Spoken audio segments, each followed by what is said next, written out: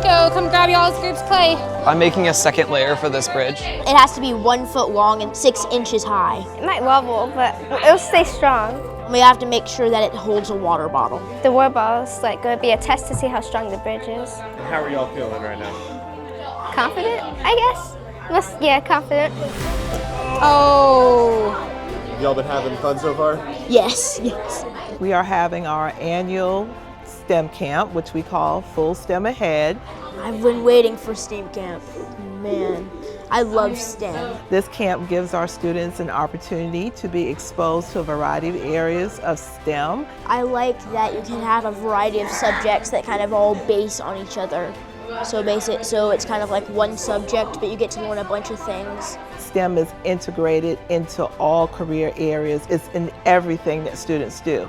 So just giving students a touch of different activities throughout the week allows them to explore the possibilities of what they can do in their future careers. So I want to see if you can think outside the box. And by keeping this as one piece, can you make this in such a way that you can fit it around your head? I think that it's really cool that we get to learn all of that in like a week.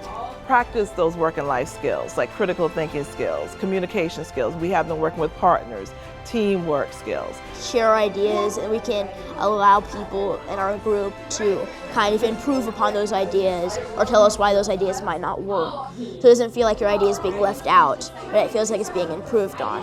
All of those things together are helping to prepare our students for their life in school, but also their life after school as well. It was really fun.